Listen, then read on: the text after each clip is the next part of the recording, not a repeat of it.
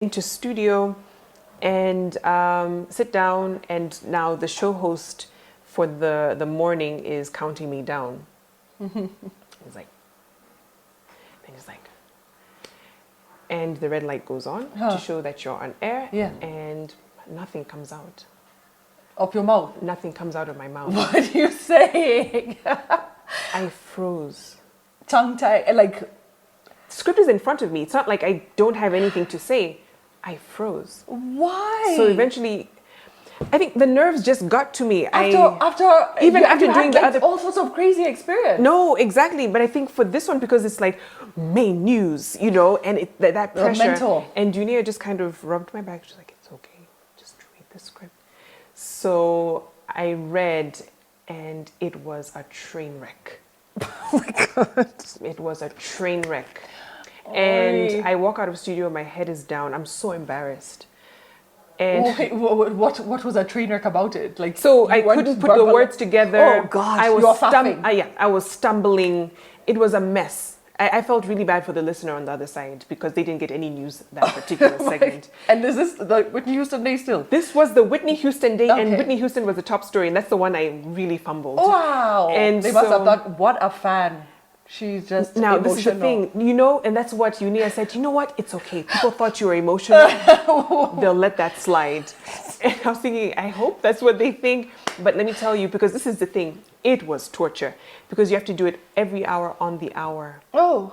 For 12 hours. So it's like back to the seat, back to studio, back to that script every hour. And by the time I was leaving studio, did you say for 12 hours? Yep. So you're doing from 6 to 6 on the hour, top of the hour. So I couldn't escape. This is a 13-hour workday. Like, what is this? Yeah, 12-hour workday. Yeah. Wow. So I was just, by the time I was done, I was fluent. I was fluent. I mean, I needed that, like, back in. It was like training. Yeah. It was like training. And but so that is baptism by fire. That was baptism by fire proper. And that experience, I mean, I think it showed me that you have to start somewhere. You can't be a superstar when you first, you know, you have to have something to kind of, you know, compare to. And what, like ground you?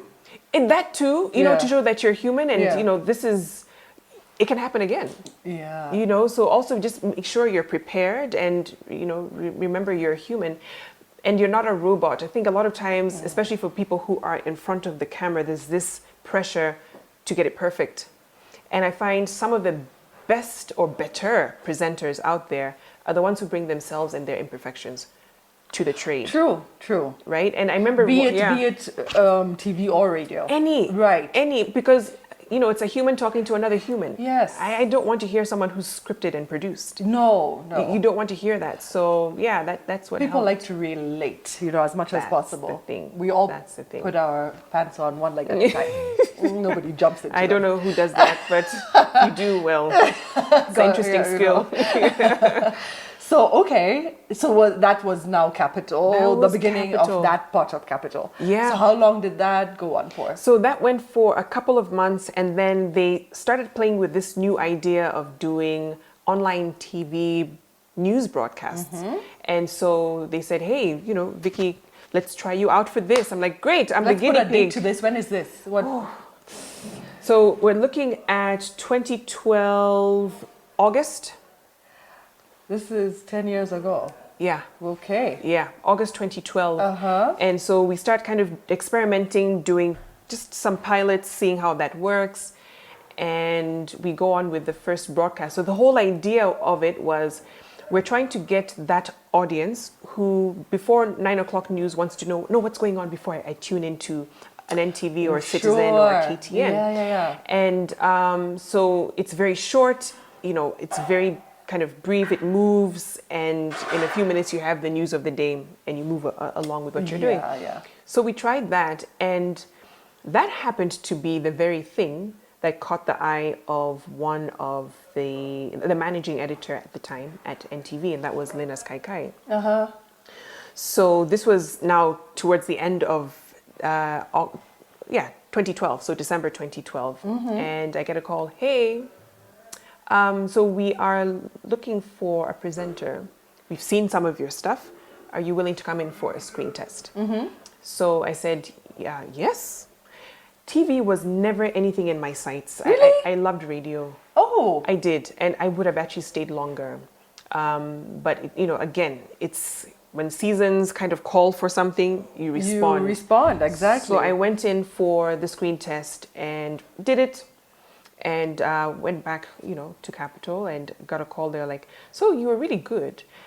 We want you to have a sit down with Linus Kaikai and just have an interview process and whatnot." So sat down with him the following week, I think, and talked through a few things. And he says, you're really good, and we'd like you to come and join the team as we prepare for elections 2013. Oh, okay. Mind you, this is my first TV experience. Elections why is you get prime time. like It's this? always that.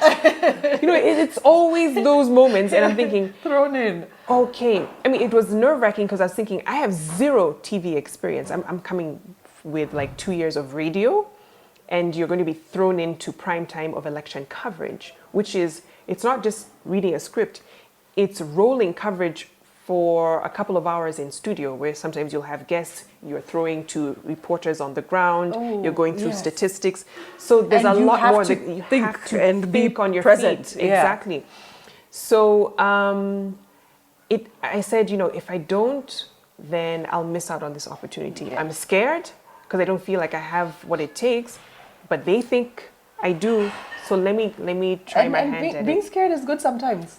Do it afraid sometimes. Not complacent, not comfortable. Exactly. Yeah. Do it afraid at times. And like they say in poker, if you have a hot hand, and it happened to be that. Mm-hmm. So I joined NTV and the team, and it was really exciting. I got paired with Larry Mado. Yes. And we started off the weekend broadcast together, and then went into election coverage, and it was just an incredible start. Yeah.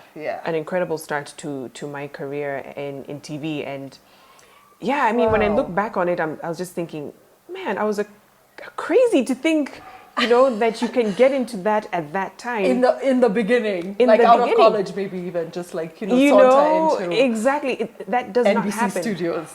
You wish. And I think coming from an industry like the States where I trained, where you have to pay your dues before you get the anchor's chair. 100%. You have to have done a good 10, 15 years as a reporter before you even see the anchor seat.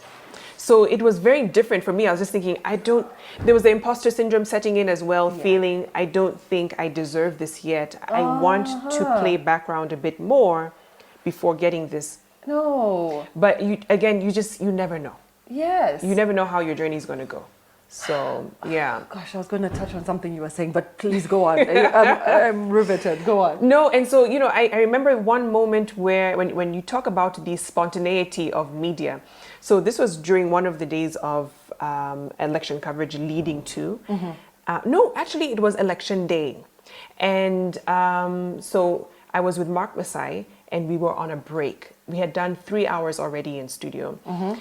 And so I remember we see a tall figure, because the other side of studio was dark. We see a tall figure walking into studio, and behind him, a slightly smaller, stockier figure behind. So we're thinking, okay, who is that? Can't make them out. So it was Linus Kaikai, and behind him was the former president of Botswana, Festus Mogae.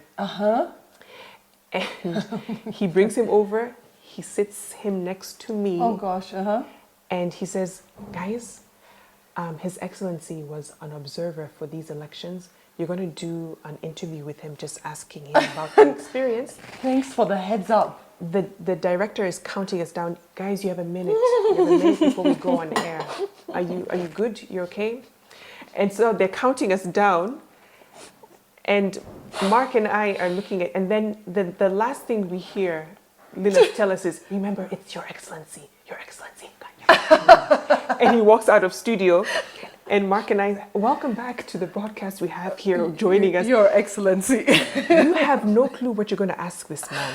Okay. So I remember. Do you have a story or a background, a backdrop? The only background yourself. I would be cut from. So the only thing we had to write off of. Great thing is you're already covering 3 hours of what was happening through the day. Yeah. And so you're going to ask him about that. Okay. Since he's an observer. Okay. So Mark goes first. So you didn't have to focus on him and his. stuff. No. It's all about this, right? But this is what we did, because we wanted to, at least, because you have him, you want to ask about his career and whatnot. Yeah. And so Mark goes first. Of course, he has more experience. And I was like, I'll take your lead. Yeah. So he asked the first question. As he's asking the question and His Excellency is responding, I'm on my iPad looking up Festus Mohai and everything that he's done.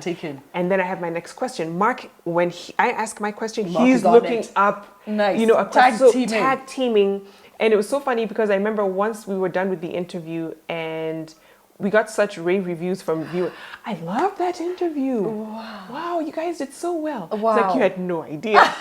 You have no idea what we had to do. And so it was like, it's those experiences I feel really bring out, just the essence of what it means to anchor news. Like you're saying, the spontaneity. Oh my word. Even in, just think about any event. Yeah. Like the really planned ones are always sort of like blah. The funnest ones are the spontaneous ones. Yeah, the ones that you just have not planned through. Exactly. But yeah, I mean, and that was just the beginning of it, and growing my career at NTV and starting new products. You did that. NTV lasted 5.5 years. I know it was a while. Yeah, 5.5 years, and I did the show Victoria's Lounge, which I loved. Oh yeah, and that was a great experience. And then Citizen came calling. Yes. So you keep getting pulled out. And it's funny because that's the thing about the industry. I have never had to apply for anything. It's someone who sees your work because it speaks for itself. Of course. And they call you over. You're out there. 100%. Yes, your work is already out there. Yeah, exactly. You're not knocking on any door anymore. In the beginning, I had to. Doors. Yes.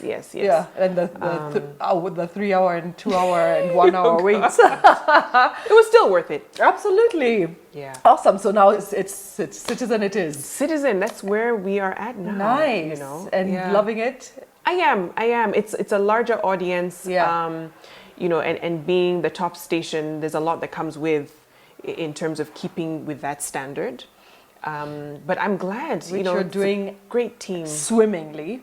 Oh, we are trying our level best. It hasn't been easy, but I think because you have such a great support in terms of producers, news managers and whatnot, it makes our work so much easier on air. So you're happy. You're in a good place. I am. Love it. Definitely. So let's shift. You know what I want to talk about? Yeah. So you guys... God. It's lovely here. Chit-chatting before. And she's like, your kids? I'm like, 2 boys, 12 and 9. I'm like, you? She's like, you're a girl. And I'm like, oh, cute, how old? And I think I even did that. Cute, how old? I'm waiting for, and I had a number in my head, 3.5. But apparently 17. Yeah. And so I'm convinced that she had her when she was 10. Yeah. It's happened it's probably in the Guinness Book of World Records somewhere. Yeah. So anyway, tell me about your motherhood journey and how you have a 17-year-old. Well, clearly I started young. No, my daughter is amazing. I had her when I was 18. Okay. And so it was my first year in university that I actually had her.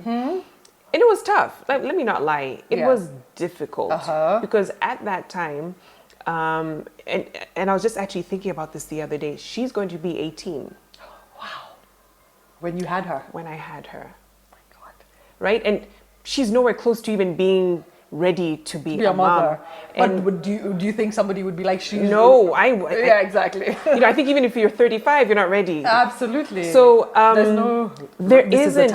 It's all trial and error, really. And that's something I've kind of learned through this experience. But had her, and in the beginning, it's like you haven't even finished school. Yeah. So you were in college with her. Yeah. Wow. Yeah, and I used to right after I had her. I remember it was just 2 weeks after giving birth, I had to go back to school to do my midterm exams.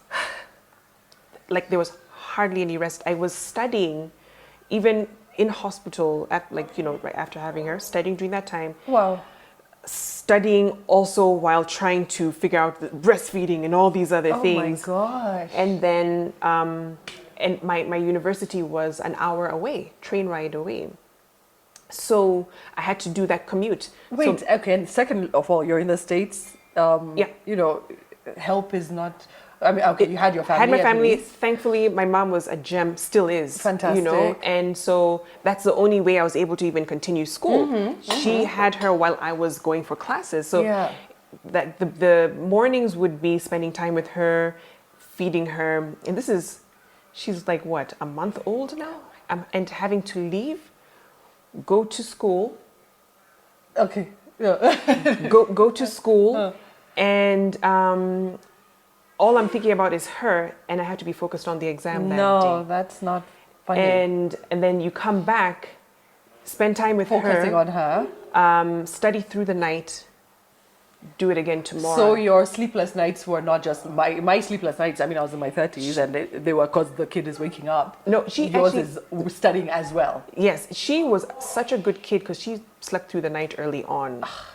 Lucky you. It was such a blessing for me because I was just thinking Maybe she I knew she couldn't doesn't have a handle- choice. Right? Like, let me hook mom up. She's already struggling, so let me help her out a Yeah. bit. And I think that initial experience of motherhood and trying to balance, because in my mind I thought I was such a failure because of becoming a mom so young and jeopardizing my future. And so I was now working 10 times Double, harder, triple. knowing that, look, if you don't get this right in terms of getting an education, you can't do anything for her. And so my focus went immediate to performing well in school. In fact, Overdrive. after I had her, Dean's List. Like, I was super focused. I had no time for socializing friends. Most of my friends were like, we don't even see you. Oh, I don't know what you mean by I was super. Okay, Siri. Siri, thanks. Siri. No. Read it. So, technology. It won't give you a break. So I was just thinking, man, so going through that and raising her and having that laser focus really made me who I am now. I think even in terms of the focus and the attention I give to my work came from that point. Again. Yeah. Reasons. Yeah. And so school was done, and then that pressure of like, I have to find something to do. Yeah. Because diapers won't buy themselves. And so I have a mouth to feed. I have a child to rear. and this is a whole human being that is relying on me. Yes. In terms of how you mold them and shape them for society. It's a huge responsibility. It is. And I'm dealing with my own crisis. But I'm thankful that I was able to finish school. I'm thankful that I had the support of my parents. Yeah. And throughout the journey too, she has been an amazing kid. She's an only child, but has a heart that, she's such a giver. And you're wondering, where did that even come from? To this day, she's never asked me for, I want the latest phone, I want these sneakers. Yeah. She's never asked me for anything. And it's always been me, out of a mother wanting to kind of gift and give you to your child, that she's gotten the things and the life that she has now. But not one day, to this day, she's 17, has she ever asked me for anything. And I remember one time she told me, it's because I've seen how much you've worked. I'm going to say, to it already probably give comes me from this. you. And so why should I keep putting that pressure on you when already it's a struggle to give me this? Sweet. And so, I really credit her for a lot of just who I am, the woman that I Oh am. my gosh. And that's so sweet. she's super talented. She loves to sing. Oh, She wow. taught herself guitar. Super smart. She's a leader in her school. What does she want to be? This Does she know? child wants to be everything. Everything. But the last I checked with her, she was looking at architecture. Before it was law, and before then it was, I think she wanted to be a vet. Okay. But I it wanted to be a moves. vet. Well, I think we all did at some point. We loved Because animals. I had my cat, yeah. Right? This shouldn't be so bad. No, you sit know? around petting the cat And all you get day. paid. Oh, yeah. done. She's been incredible. And one child who's like very wise beyond her years. There's times Sounds I'll like sit it. and talk to her about different decisions I'll make, if it's a career change or something that I'm doing, and I'm thinking, how did you get so smart? Wow. But she's She's great. Do you know you're speaking of yourself when it's your doing? It's a lot of your doing. I would hope, but it's like when they say it takes a village. Yes. It's been my family's input as well. I really don't know how I would have ended up, or she, if it wasn't for their it wasn't for their input. Yeah. No, certainly not. Oh, but bless. yeah. Thanks, fam. I mean, honestly. Awesome. Yeah. Yay! I'm so happy to have sat with you and covered some stuff. This was great. It's so to be continued. Absolutely. Now you're my BFF in real life. Yes. You've been in my head, so now it's too late to bat for you. This was fantastic. Thank you so much. Thank you. Do you have anything to add that you feel like we didn't cover? Oh. Do you have a snippet to give somebody who's listening about your amazing life and how we... had a journey. I'm just getting started. Hey, man. Listen, no, but I think the one thing I would say, it's something that I literally live my life by now. And it's a quote by T.D. Jakes. And he said, honor the space you're in right now with your best effort. And so it makes me think about whatever season you're in, good or bad, ensure you're giving your best. Giving your best. It may not be perfect circumstances. And, throughout my journey, I hope I've kind of shared that I was always kind of giving my whole self. Regardless of what the circumstances looked like, because you really never know what it's going to lead to. So yeah, I'll give that to you. Honor the current space and season you're in with your best effort. You never know where it's going to take you. I love it entirely. Makes Thank complete you. sense, and I do completely agree as well. Yeah. Oh, thank you. Thank you. This was awesome. Thank you. Loved it. Thank you for being here. Where do they find you? Your socials. So on Twitter, I'm at Vicky Rubadiri. That's if Elon Musk doesn't change anything. Oh my gosh! Did you see? I'm like, if I had that number of cents in M-Pesa, that'd be good. Man, but here we are. So it's at VICKY Rubadiri. Okay, VICKY. And then on Instagram, it's Victoria_Rubadiri. And then Facebook, Victoria Rubadiri. Yeah. Follow her. Please do. Love her as I do. Oh, thank you. By the way, Yes. are you related to Lunga? That's my uncle. Lunga is I've known him since I was a child. He was my older sister's friend for years in his Strathmore days. Yes. So, hey Lunga, he's the most hysterical person on the planet. He's hilarious. I mean, I don't know why he doesn't have stand-up. I need to podcast him from there. I'll find him. Totally. He's in LA. Yeah. He's in LA. Yeah. Yeah. So I had to make sure of that, because that's one name. And Rubadiri is very rare. Yes, it is. Yes, it is. Awesome. And we have come to the end of a lovely episode. Thank you again. Anytime. Watch. Did you love that? I enjoyed every minute, and I hope you guys did too. Look out for the next episode on the Suzie Wokabi podcast. Thank you for watching. Bye.